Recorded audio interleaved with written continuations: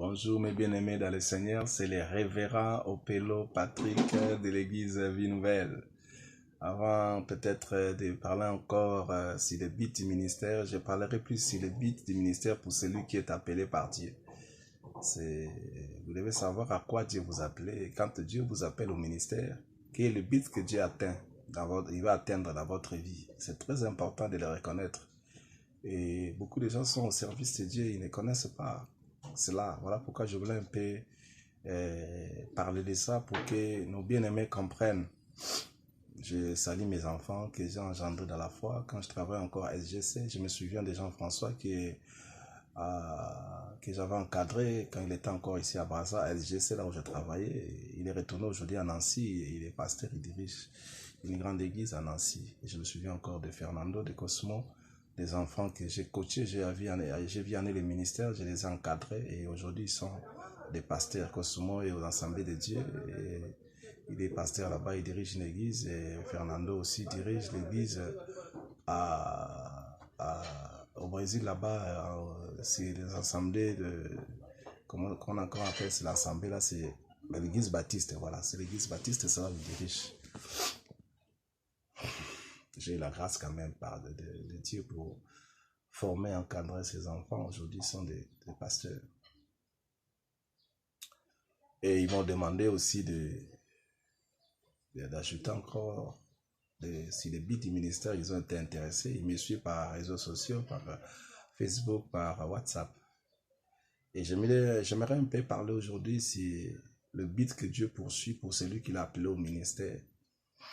Nous lisons l'histoire de Moïse dans Genèse, Exode plutôt chapitre 2 à 7.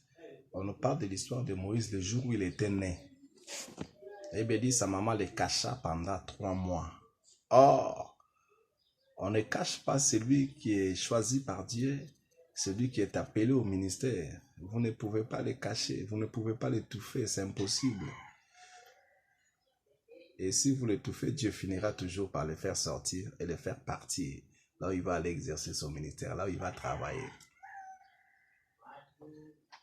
Et maman de Moïse ne savait pas que l'enfant, lui voyait seulement l'enfant comme il était beau et comme c'était son fils. Et elle a préféré le garder pendant 3 mois, mais il ne savait pas que l'enfant était choisi par Dieu. Il ne savait pas que l'enfant devait exercer un ministère, il avait une mission divine qu'il devait faire, mais il le cacha. Et Dieu lui-même a créé des circonstances afin qu'il lâche l'enfant, parce que l'enfant était choisi par Dieu pour exercer le ministère. Et aujourd'hui, nous voyons même des papas qui ont bâti des églises, mais qui sont en train d'étouffer, de cacher les enfants. Au lieu de les lancer, de les laisser travailler, mais ils prennent des enfants comme leur adversaire. Et voilà pourquoi aujourd'hui, dans les églises, nous voyons des divisions et des enfants qui sortent comme ça dans la rébellion. Pourquoi? Parce que souvent, l'erreur peut venir aussi des pères. Parce qu'ils ne l'ont pas soutenu. Et ils ont fait de leurs enfants comme leurs adversaires. Ils sont là pour cacher, étouffer la grâce qu'ils ont vue dans la vie de ces enfants. Et ça crée problème. Et quand l'enfant comprend cela, ça crée problème. Et ça crée même des rébellions. C'est ce que nous vivons aujourd'hui dans les églises de Dieu vivant. Et beaucoup de papas, ils sont comme la maman de Moïse. Ils cachent, ils étouffent la grâce de leurs propres enfants. Et Aïbedi ne pouvant plus le cacher, et il était obligé. Dieu créera toujours des circonstances, papa. Quand tu étouffes tes propres enfants qui sont avec toi, qui ont la chose de Dieu, Dieu créera les circonstances. Et ils partiront, ils vont te laisser. Ils vont te laisser parce que tu n'as pas compris. Qu'ils sont appelés par Dieu, ils ont aussi une mission, ils doivent aller travailler. Et c'est comme ça que Dieu a créé les circonstances. La maman de Moïse était obligée de faire un panier, de mettre l'enfant à l'intérieur. Il est allé le déposer dans le fleuve Nil. Il les déposa sur les roseaux. Il les déposa sur les roseaux et l'enfant était sur... La vie de l'enfant était sur l'eau et sur les roseaux. Et le Seigneur dit que Moïse ne pouvait pas commencer son ministère sans que sa vie se repose sur l'eau et sur les roseaux. C'est des choses, ça représente même sa mission, ça représente même sa responsabilité, ce qu'il devait faire dans son ministère. Vous ne pouvez pas exercer le ministère et réussir à impacter si votre vie spirituelle ne se repose pas sur l'eau et sur les roseaux. Waouh! Parce que l'eau est l'image de la parole de Dieu. Jésus disait à ses disciples, souvenez-vous, il a dit que vous êtes déjà pire par rapport à la parole que vous avez écoutée. De la même manière que l'eau purifie le corps quand on se lave, la parole aussi nous lave. Enlève à nous la saleté, l'impureté. Tu vois. Et quand on parle des roseaux, le roseau est toujours présenté, si vous regardez même dans les dictionnaires, vous allez voir que cette plante est toujours représentée comme une plante sociale. Et quand vous exercez le ministère, il y aura la vie des peuples de Dieu, même leur vie sociale qui vont se reposer sur vous, sur votre tête. Et c'est ce qui est arrivé à Moïse. Lorsqu'il a commencé à exercer le ministère, la vie des peuples de Dieu s'est reposée maintenant sur lui. Quand les combats étaient arrivés dans les déserts contre les Amalécites, c'était à lui de lever les mains. Lorsqu'il levait les mains, Israël était le plus fort. Tu vois, il portait sur lui le fardeau des peuples de Dieu. Et c'est ça, les roseaux. Sa vie était sur les roseaux. Ta vie sera sur les roseaux. Ta vie va se reposer sur la responsabilité des peuples de Dieu. Sur leur vie sociale, spirituelle, même physique. Ils étaient là, Moïse, dans le désert. Et quand ils avaient faim, ils disaient, mais Moïse, mais comment là-bas on mangeait, il n'y a rien ici.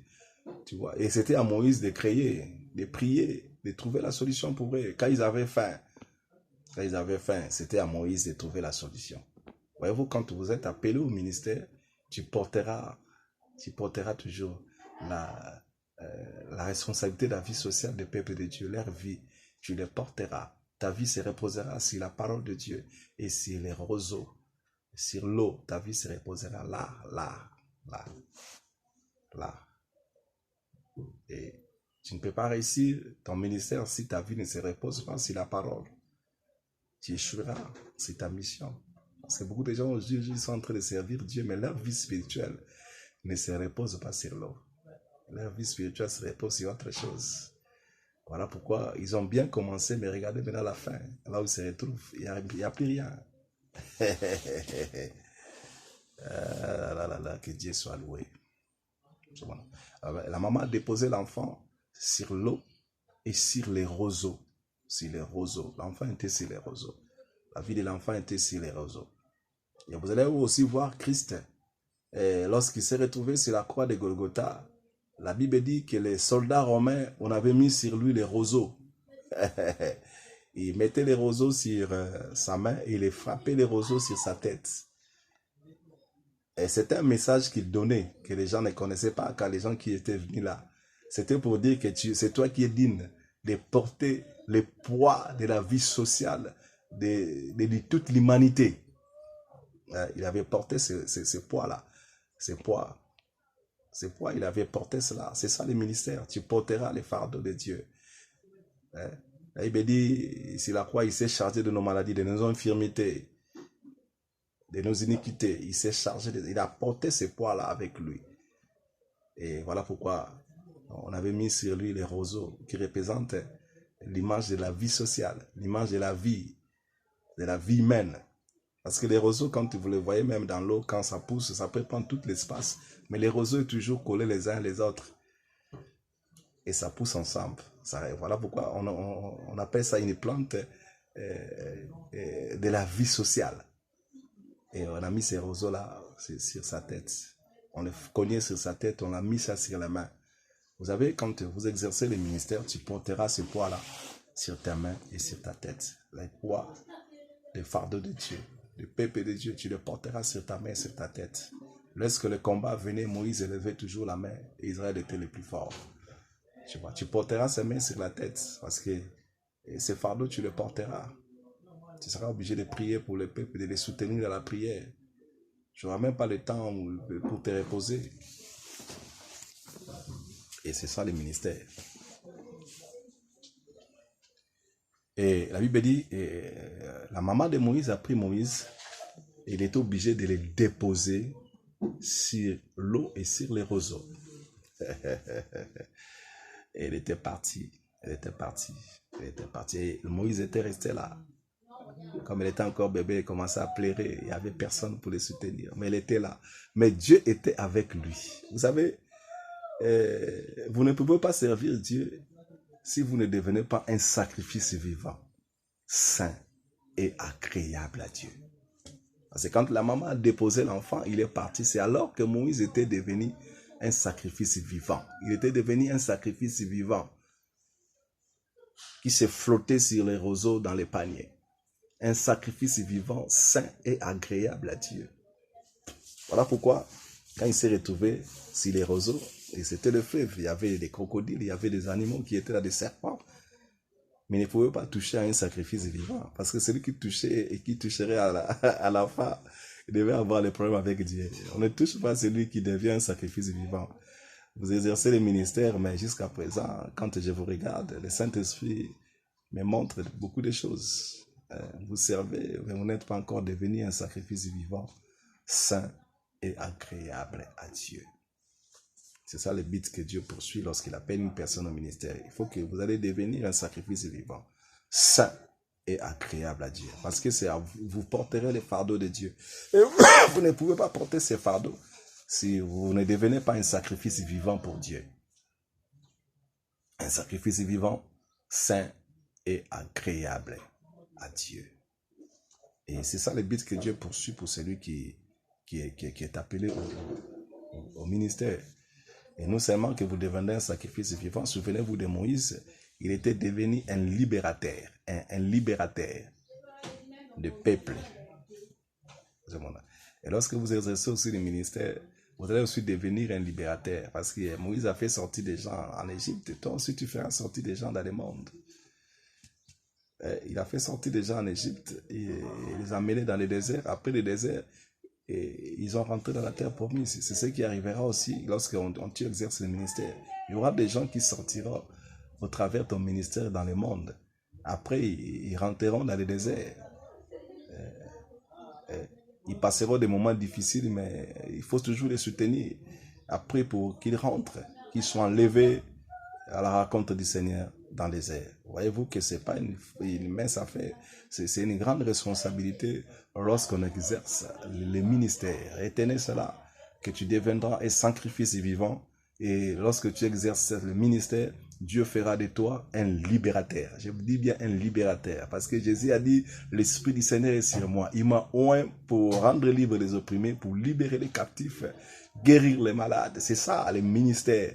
Dieu fera de toi un libérateur. Waouh, je suis en train de parler sur des libérateurs, des gens qui sont appelés au ministère, qui sont appelés pour servir Dieu. En fait, vous êtes des libérateurs et je vous apprécie beaucoup. Que Dieu vous aide dans cette responsabilité, dans le ministère, pour que vous puissiez aller encore plus loin, travailler pour la gloire de Dieu. Voilà un peu ce que j'aimerais un peu ajouter sur le but du ministère pour celui qui est appelé par Dieu. Que Dieu vous bénisse. Partagez ces petits messages. Partagez surtout sur nos bien-aimés qui sont encore des débutants dans le ministère. Partagez. Et ça va les aider par rapport à leur marche, par rapport à leur ministère. Que Dieu vous bénisse. C'était le révérend Opelo. Je salue en passant mon frère que j'aime beaucoup, que j'appelle Kouloutou, le révérend Ndila Ghislain. Je salue aussi l'apôtre Jonathan et Papa Armel, le pasteur, notre pasteur qui est dans la Guise Bonne Nouvelle de Mukondo, Brazzaville. Et je n'ai pas oublié les patriarches, pasteur Guillaume Pello, celui qui nous a forgé, encadré dans ce travail. Que l'honneur et la gloire reviennent à Dieu. Que Dieu vous bénisse.